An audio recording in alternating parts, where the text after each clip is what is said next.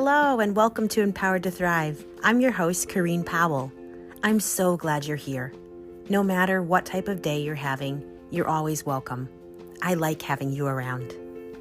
This space is especially designed for the person who goes about life focused on everyone else while neglecting their own needs.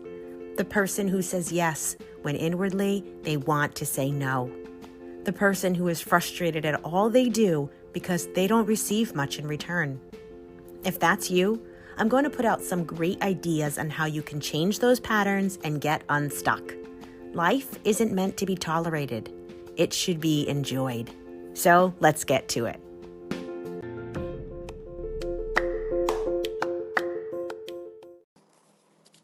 Hello there. Hope you're doing well. Definitely understand that life is full of challenges and you might not be doing well. No matter where you're at today, if you feel like you need to just have someone hear you out, please feel free to send me a message, shoot me an email, and just say what's going on. We may not know each other, but I am very interested in how your day is going. If I stop and ask someone when I'm on a walk how they're doing, or I'm at the grocery store, I pause, I stop walking. I'm truly asking because I'm interested, because I'm willing to listen to what they have to share. Honestly, it brings me to tears to think about the fact that there's so many times someone says, "How are you doing?" And I wonder if they really want to know. And because I assume they don't, I don't share how I'm really doing. I might be honest. I might say, I'm hanging in there if that's where I'm at. But I know what it's like to wish somebody would listen, to wish someone would truly care. And I extend that to you because I can, because I truly do care, because I am interested. And with that, we're going to talk about my seasonal reflections. Summer has just ended for us here. The school year's begun. And as seasons go, they're varied. And it's a good thing when we reflect on nature, how seasons change, because for the climate, for the environment, we need the seasons to change. We need the natural progression of what happens to benefit us, to keep sustaining us. And in life, it's not different.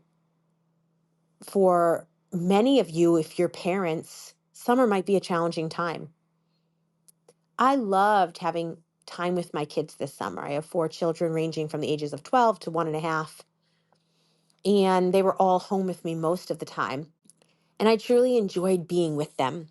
I didn't get to the end of the summer saying, I just can't wait for school to start. I was okay with school starting, but I truly was enjoying my children being around more. What I don't enjoy is the extra fighting between them and the arguments and the lack of rest that I found for myself. And sometimes the chaos of just constantly being together. If you think about you and your adult siblings, I mean, perhaps you have a great relationship with them, but for many of us, we don't want to be around our siblings all the time. And I recognize it's the same for my children, that they just want to break from each other. So sometimes it gets to be a lot.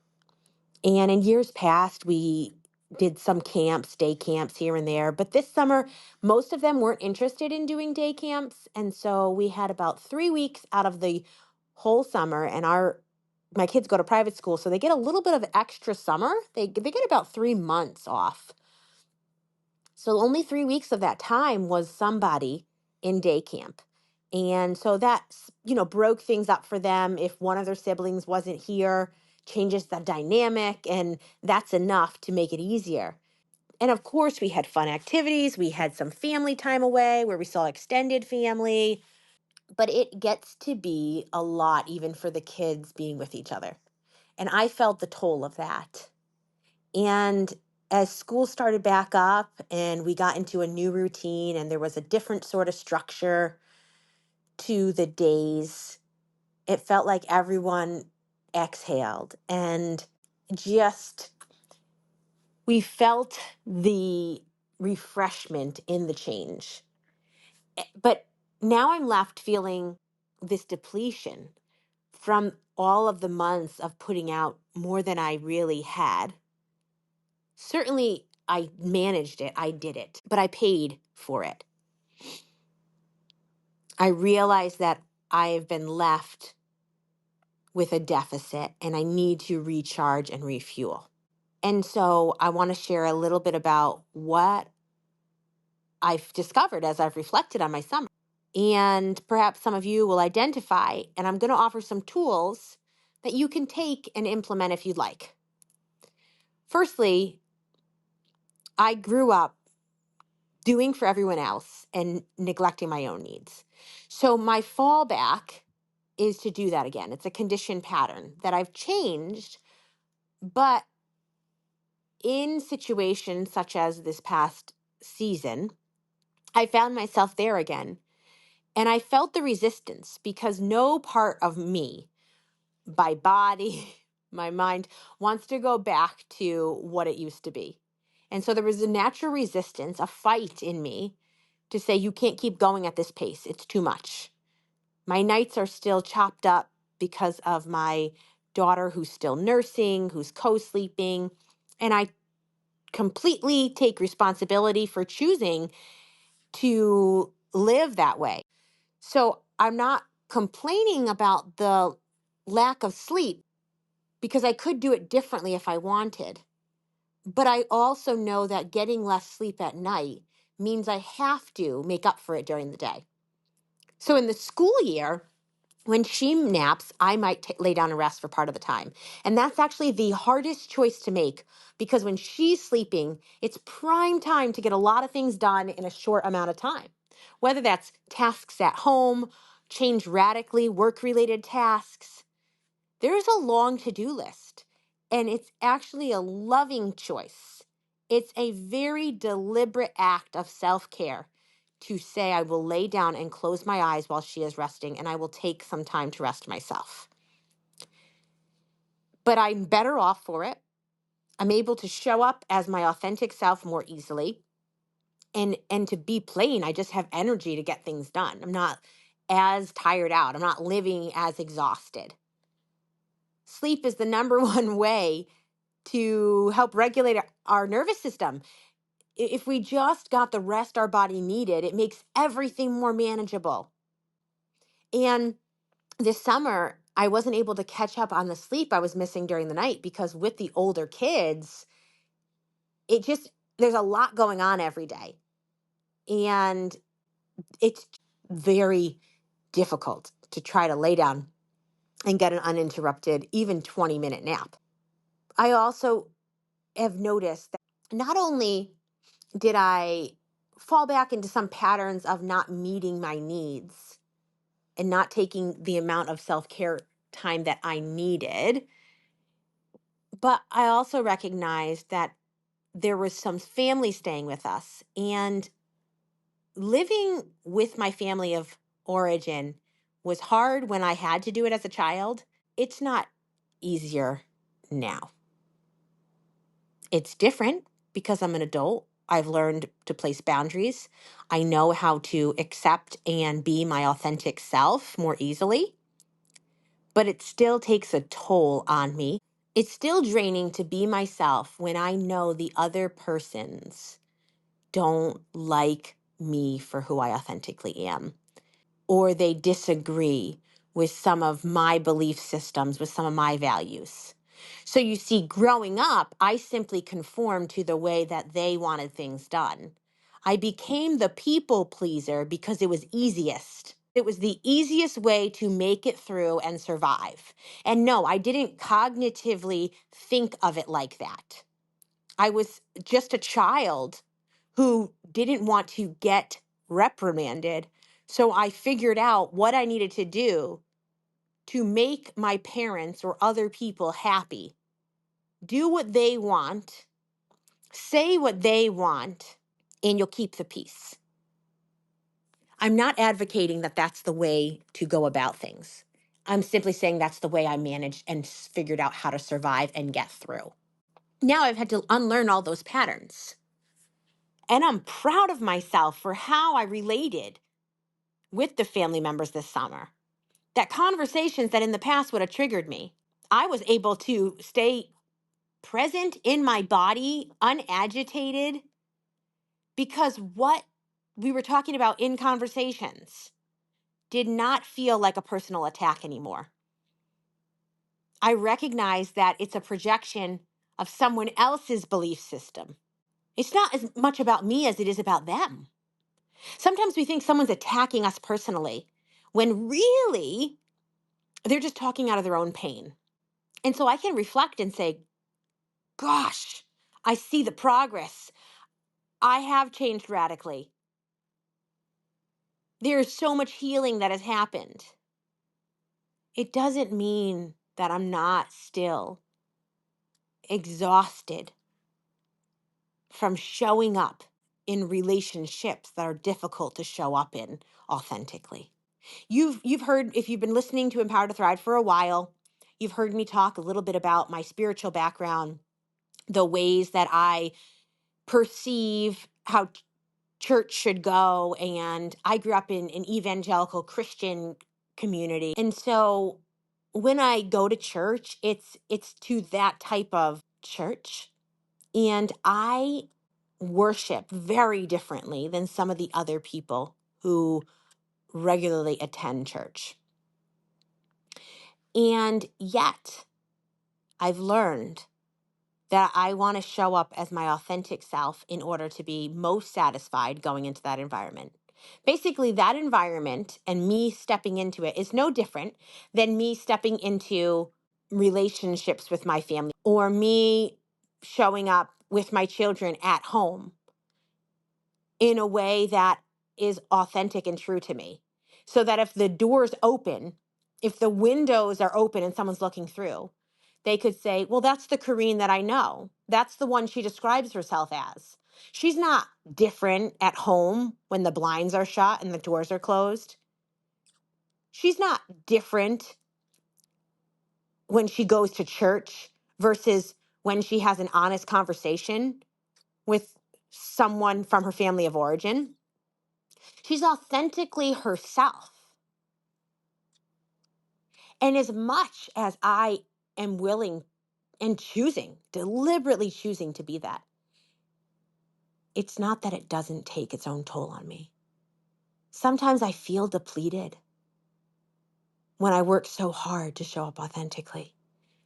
And it's gotten easier over the years, and I know it will continue to get easier.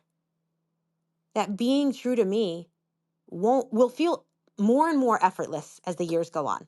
And I honor the fact that it's still hard and I'm willing to do it when it's hard. And I applaud that. And I would applaud it for you just the same. I think it's commendable when we live true to our values. And as I reflect on relating with difficult people, perhaps family, the one tool that I think is most needed is boundaries and recognizing that time limits are important and you don't have to do more than you feel able, or you can push yourself just slightly past that point you felt before was your stopping point as you're learning to expand your window of tolerance, but just slightly past. So as I considered the summer, I realized, you know what? Next go around, I should probably limit the amount of time I have family staying with me. Knowing that I've done it in the past and some time is okay, too much time becomes extra challenging for me.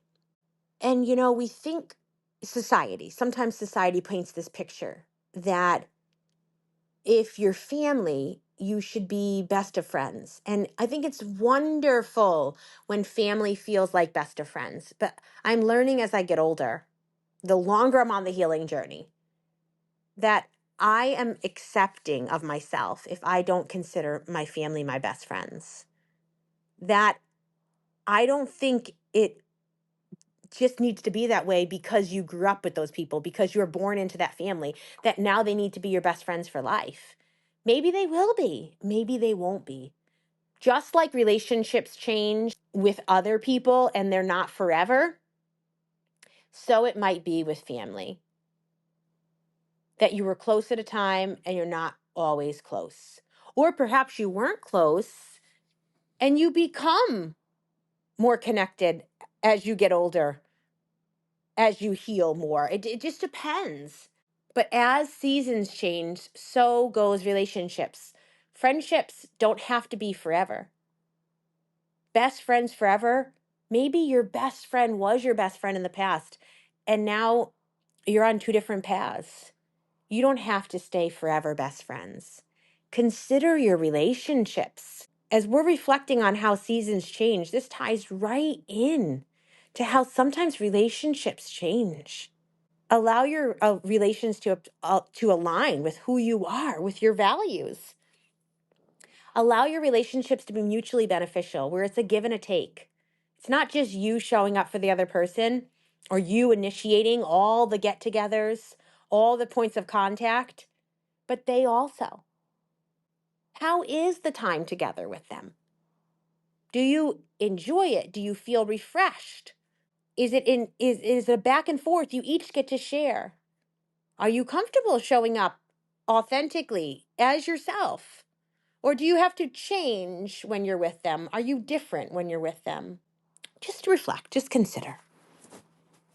You don't have to do anything with it. But it's never harmful, and it's usually very helpful to sit back and reflect and consider. You don't have to get in your head and start to make sense and create stories out of all of this. It's just taking notice, getting curious, and witnessing yourself when you're relating to other people and witnessing the other people and learning from what you see, what you experience, what you notice. So boundaries are very important. Allowing relationships to evolve and change as they naturally will, not trying to hold on to something that was or something that you hope to be that isn't coming to be, but actually coming to terms and accepting how people are, who people are, what the relationship's like. And that can be really difficult because sometimes it means we have to let go of something that we've been desperately holding on to in hopes that our dream reality would become reality. And sometimes it's just not the case. I'm interrupting the episode to let you know that for a limited time, the Change Radically courses are all on sale. Do you wonder how you can turn your life around? Are you longing to feel hopeful instead of anxious? If you want to jumpstart your healing, go ahead and purchase one of these thoughtful resources that I've designed with you in mind.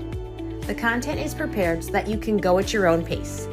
With video lessons and printable materials included, you'll feel my support as you go along, and I'm close by if you want me to be more involved. You can find the details in the show notes or go to courses.changeradically.com. Now, back to the episode. Another component to the seasons changing is that sometimes we need to have goals for ourselves as we're going into a new season so that we can stay on track.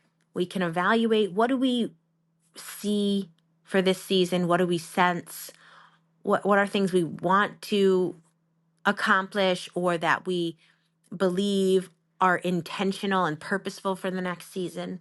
And having these goals in place so that we have somewhere to look. We have a direction to head towards, and we can align our yeses and our nos with those goals. If I know spending time together with my children over the summer is a goal of mine, then it might mean naturally I have to work fewer hours.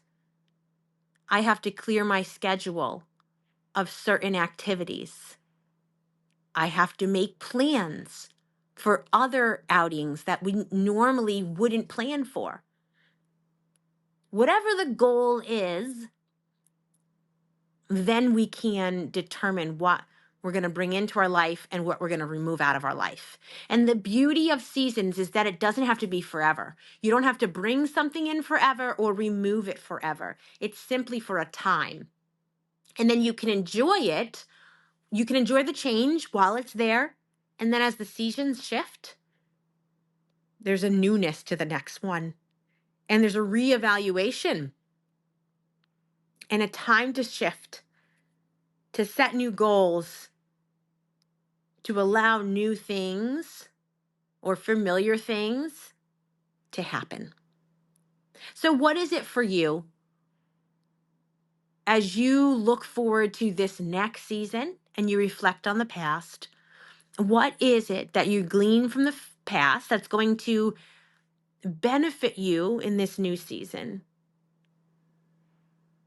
And what are some of your goals for this next season? How can you align your yeses and your nos so that you're able to reach those goals, or you're able to live at least in alignment with that goal? I hope this has been helpful. Even just in preparing to talk about this, it was helpful to me to be able to reflect and celebrate myself for some of the things I'm proud of, and to learn from some of the hard lessons. I want to do next summer a little bit differently. There's many ways I'm so grateful for how this summer was, and there's other ways that I've learned and I say next summer will be different. Next summer I will work fewer hours, or I will create space and time for more moments of self-care. I will establish slightly different boundaries when it comes to what do I allow into my schedule and into my summer months. But I also know time spent with my children will be another high priority next summer. Get-togethers with extended family will be something I want to enjoy again. We canceled our house cleaners this summer and just cleaned more ourselves.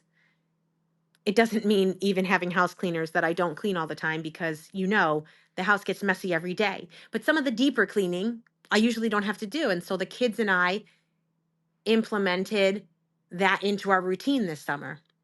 As much as it was a little bit challenging, I reflect and I say, oh, we could do that again next summer.